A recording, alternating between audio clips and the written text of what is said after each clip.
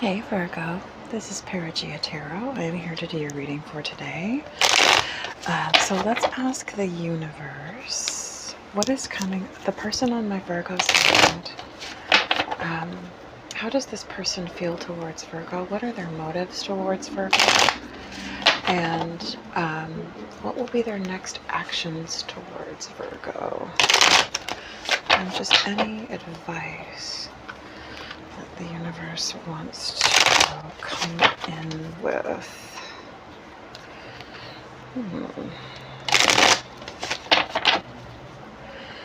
Just shuffle a little bit more, guys. I just feel like I really want to shuffle these cards a lot today.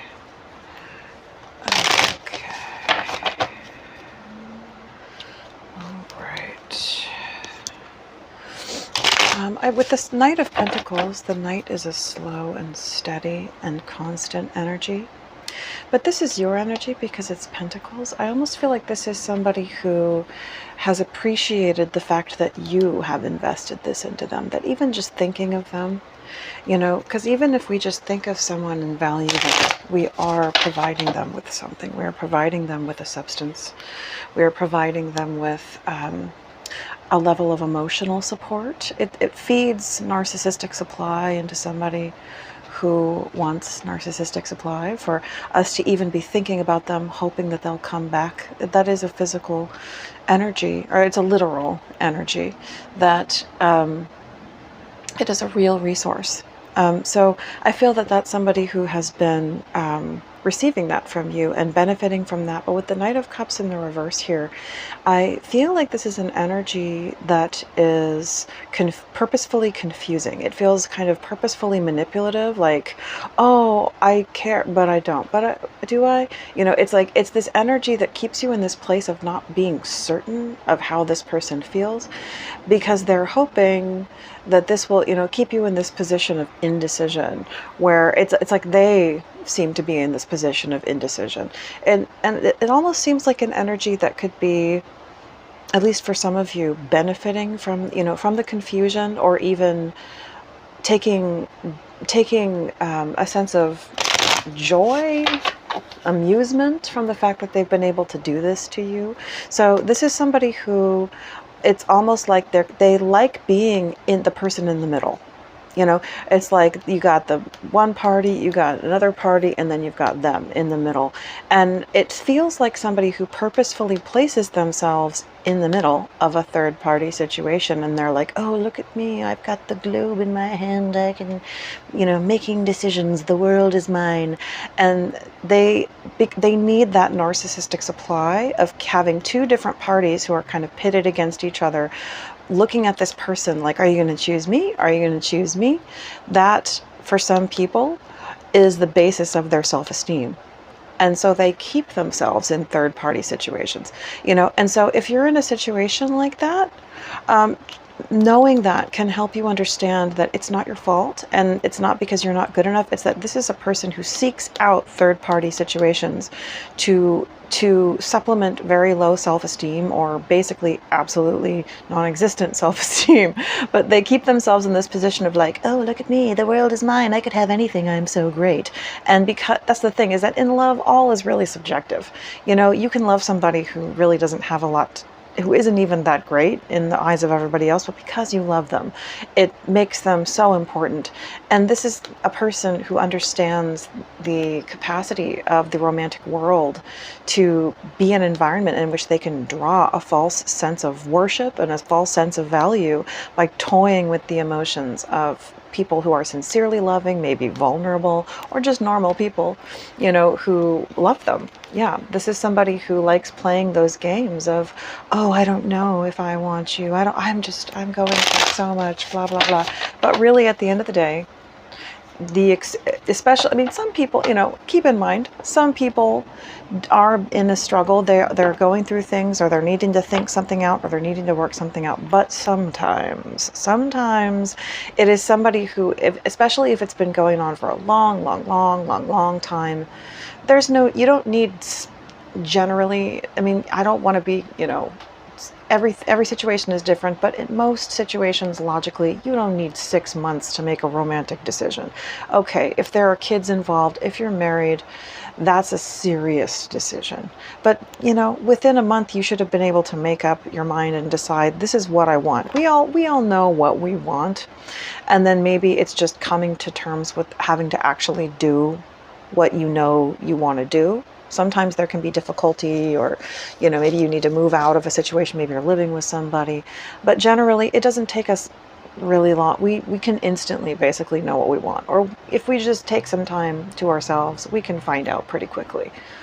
So if this is somebody who's been like keeping you hanging on the line for like 6 months or something, this is most likely, not in every situation, but most likely it could definitely be this kind of a person who likes having people on the line. That is what a player is it's somebody who purposefully leads people on so that they can devastate them and then keep them on the hook of wondering and hoping, because that attention that is being focused onto them from this person who is longing for them, this person who is wanting them to make a decision or to hear back from them, is narcissistic supply.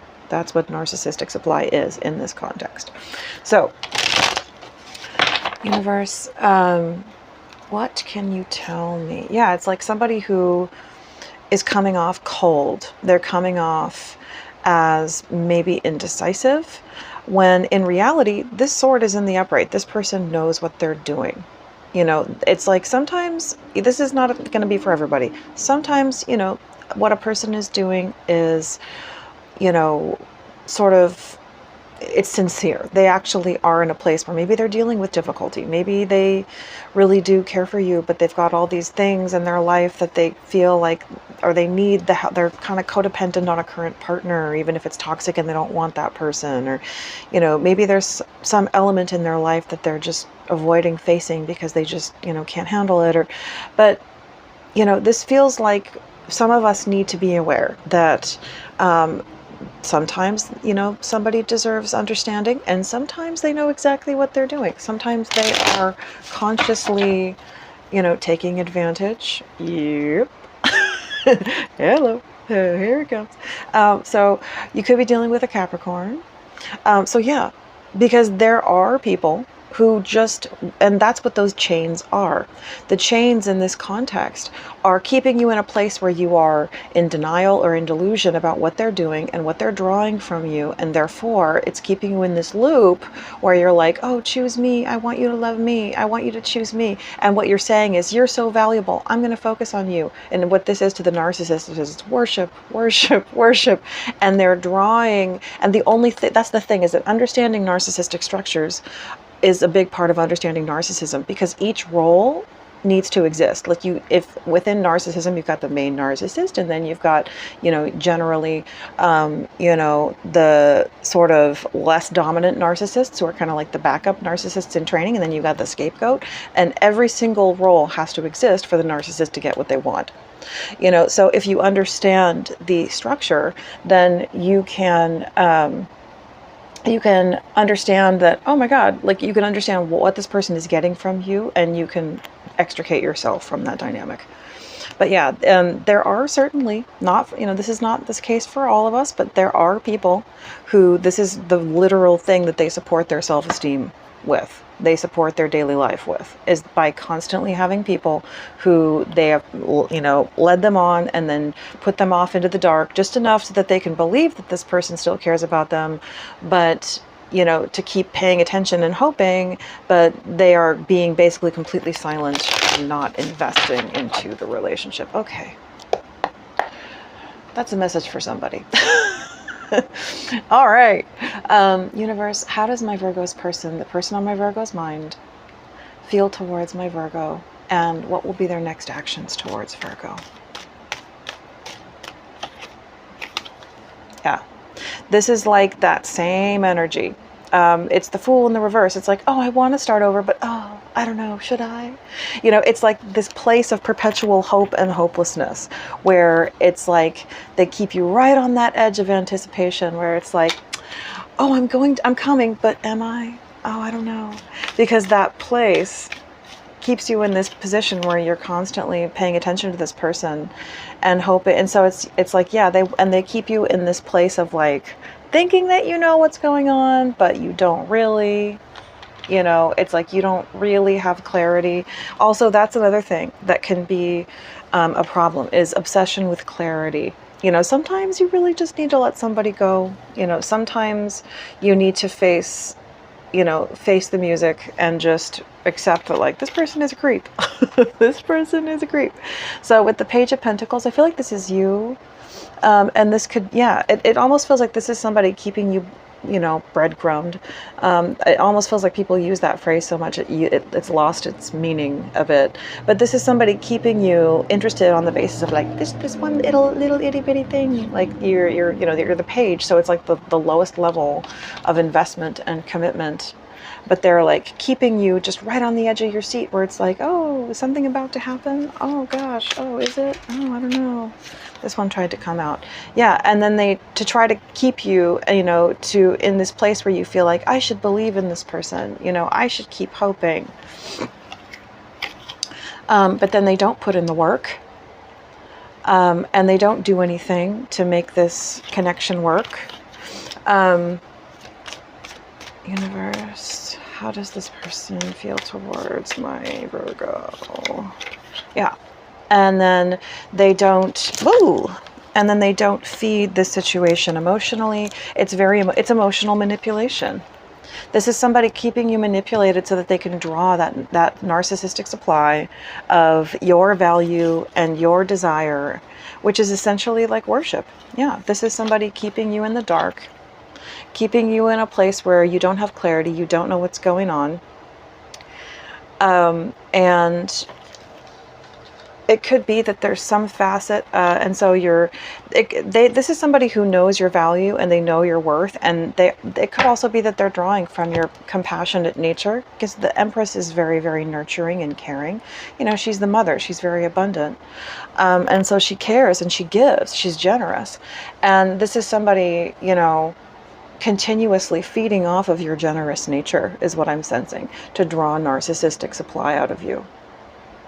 Because that's essentially what narcissistic behavior is it's attempting to externalize one's own internal negative emotions rather than process them and, think through them, figure them out. It's trying to just put it off onto somebody else, push it off onto somebody else, make somebody else feel lousy, and then tell yourself that you're great. But yeah, this is somebody. Also, I feel like this is saying that for whoever this applies to, for whomever this is a reading, this is somebody who is trying to deal a death blow to your self-esteem. It's almost like because when I placed this down, the Ace of Swords was right here above it. And it's like, this is somebody who is trying to literally, it's not just that they want to feed off of you. It's almost as if they would feel as if crushing you would be some kind of a level of accomplishment. It would mean something about how great they are. And so they're hoping that you're going to keep investing, that they're going to be able to keep you in this, because they know that holding you in this over time. This also, I'm seeing this symbol that looks a lot like, this looks a lot like a Solomonic magical symbol. This could be somebody actually trying to do witchcraft on you. This could be somebody who is actually engaging in witchcraft to try to bring you down. Or there could be some kind of symbol. Maybe this person wears a necklace that looks similar to this. There could be some kind of relevancy to this. But man, I am sensing bad energy from this person. Oh yeah, with the Ten of Cups here, to the Five of Swords in the reverse, I'm sensing that this person knows how to come in and give you promises, because obviously we're talking about somebody who's pretty maniacal here. This is somebody who's going to come in and maybe feed you promises and pretend like they're sorry for what a butthole can I say that? They've been in the past. But with what we've seen already in this reading, it's just not possible that it's sincere. I think this is them kind of leading you on to hope that you're going to end up having a family with this person, being married to them. But this is somebody who's like, with the Three of Pentacles in the reverse, or the Five of Pentacles in the reverse, this is not somebody who actually intends to build with you. I think that maybe maybe you could be somebody who, you know, is vulnerable in some way, or maybe you're alone, and they try, and that creates a deep need to come out of the dark. You know, when we're alone, in this world, well, maybe we don't have any family, things like that, there's a deep, deep need for love and support and safety that we carry. And this could be somebody who very well knows that and who is just feeding off of that in you. And yeah, with the 4, and it's interesting because we have the 3, the 4, and the 5 of Pentacles, and they're all in the reverse. So this could definitely be, this is somebody, you know, letting go of you. It's almost like this is just someone who wants the constant ability to drop you. You know, it's like this is somebody who every single time that you hope for their love and reach out to them, and they're able to, like, you know, drop you and let you down and cause that feeling of rejection, it feeds them this massive surge of value, of a sense of artificial value inside of themselves, which is about narcissistic supply. So yeah, let's get a message here of how does this person feel towards my Virgo? How does this person feel? Oh, okay. I guess that's our answer. Oh, yeah. So it says, they have hurt me, and is it over? And they came out like this. So I feel like this is the cycle that this person is keeping you in. This person could also be playing the victim. There could be some kind of aspect there, you know, that you've had compassion on them in the past. This is somebody who keeps you in this constant loop of, like, being hurt. And because when somebody hurts you, it's almost like emotionally they've taken something from you, and you look to them to get it back, because that's where it's gone. You know, that's where the energy goes, is to that person. And so it's like you turn to them, like, give it back, you know, give me back my sense of value, give me back my word. And so, and what that does is it creates a cord of energy, of attention flow, which attention flow and energy flow is narcissistic supply. And so this is why many people, you know, hurt us, is because they're trying, or they insult us, or they insinuate that we are inferior, is to get attention. You know, it's like we're trying to get that energy back from them. And so they keep you in this loop where you're like, you know, you feel hurt, you've been hurt by this person, and you're wondering, is it over? Because it's like there's this need inside of you to get that energy back, to get that sense of, you know, and they're literally draining you, you know, for whoever this is for. This person is draining you of energy. So anyways, universe, what can you tell me in this situation? I don't feel like we're going to get too deep into the, you know, I feel like we've given a lot of details so far, but yeah, this is like somebody who you feel sorrow and loss and grief over, because you felt like this was a soulmate. You had deep love for this person.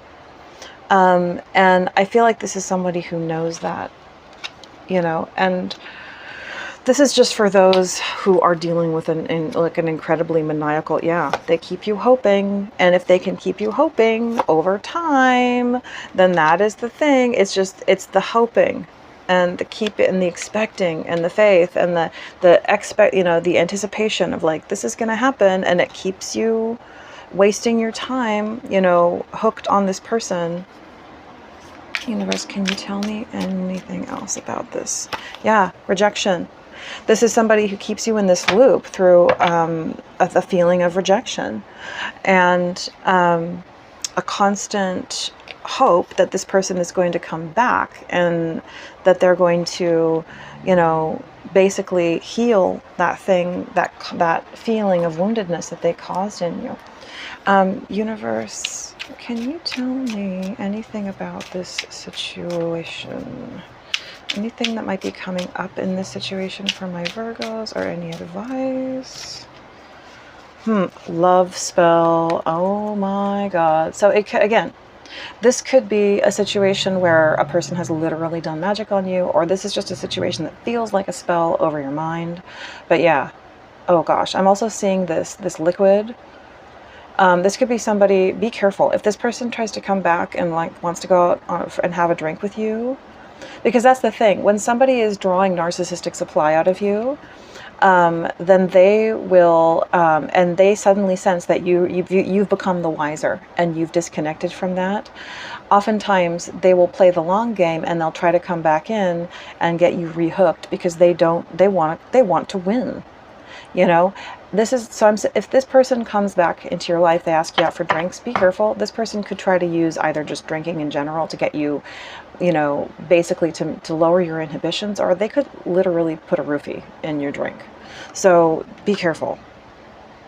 But I'm sensing, yeah, this is somebody, and this is somebody who's really gets off on the thought that like they are so appealing that they're like a love spell that comes over people. I think this is like something that they tell themselves. Anyways, guys, so this is your reading for today. I hope that this has helped you, and I will speak to you tomorrow. Bye-bye.